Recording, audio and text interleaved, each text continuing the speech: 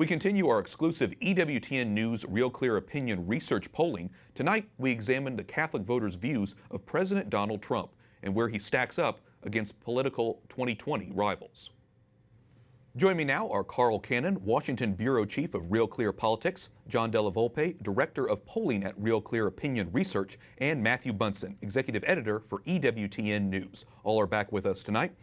John, we are less than a year out from the presidential election. Where do Catholics stand in terms of their views on President Donald Trump?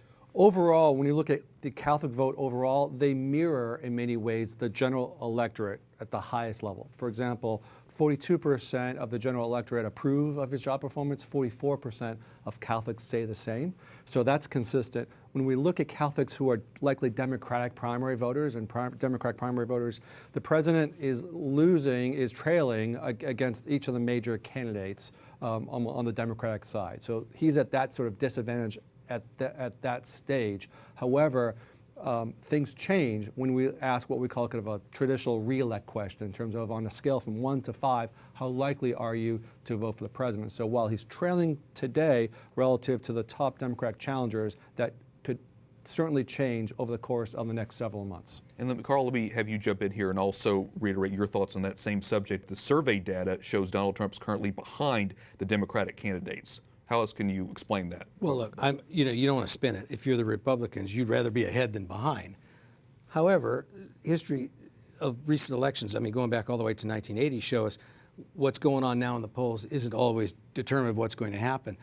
And one reason is, think the limits of polling are horse race questions a year out. That's the outer limit of the science, because if you think about it, every question to a voter begins with a lie at this point. And the lie is said by the pollster. And the lie is, if the election were held today, who would you vote for? Well, the voters know darn well it's not held today. And so they got a year, first of all, to make up their minds. Secondly, send some messages to us, we in the elites in Washington or the political parties. And so it's not, they're not bound by that, what they say. Elections have a dynamic.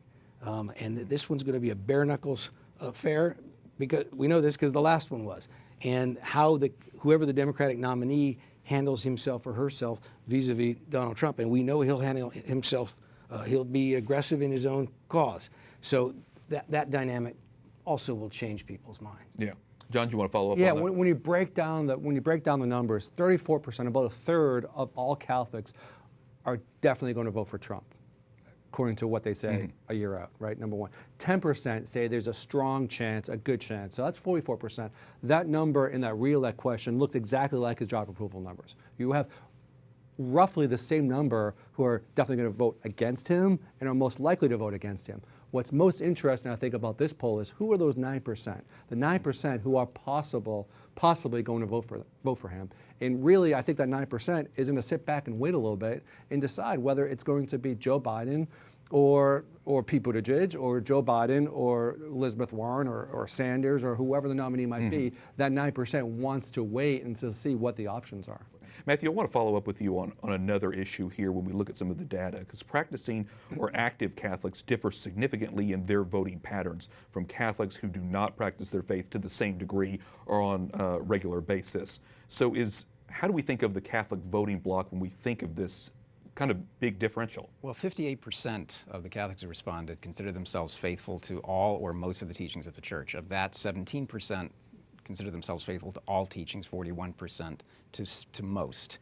That itself forms a kind of a block here that has consistently proven two things. One, they vote aggressively. They are consistent in voting in elections. The other is that they stand apart basically from the rest of the Catholic population, where the Catholic population in those other categories tend to reflect the national averages.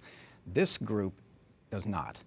They are supporting President Trump, as we have mentioned before. This group, for example, supports him, I think, with 43% right now for his reelect. These are very strong numbers, and it's one of the reasons why they're holding up Trump's numbers among Catholics. John, to follow up on that, you've talked about how important it is to remember that Catholic votes, the Catholic voters, are not a monolithic group. Right. According to the poll, Hispanic Catholics comprise 37% of the Catholic vote, and there are key differences among the age groups as well. Reiterate to me the big differences there. Within the Hispanic category, you have, as Matthew mentioned, you have those who are more devout and less devout in terms of the way in which they're practicing their faith, which is another factor here. But looking just at ethnicity, 2-to-1 advantage for Democrats. Among white Catholics, there's a 5-point advantage for Republicans. So together, that's a 41-point swing when you look at the party based upon your race and ethnicity, one. And we see similar differences based upon generation. This is the first election where we'll see more votes cast by Generation Z, Millennials, and Gen X than baby boomers and the silent generation. So paying attention to generation gap in American politics within the Catholic community is as important, I think, as any other kind of subgroup or topic that we're thinking about. Carl, really quickly, does any of that surprise you?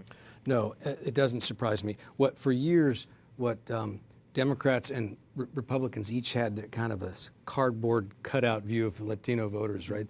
The Democrats say, oh, well, they're working people, they're poor, Cesar Chavez, they're our kind of liberal, and the Republicans would say, oh, well, but they're family values people, they go to church, they're Roman Catholic, they'll be for us. It's actually a much richer, first of all, it's not all Mexican Americans, it's Puerto Ricans and Central Americans, Mexican Americans, but also, an issue that comes through in the polling they care about intensely is health care.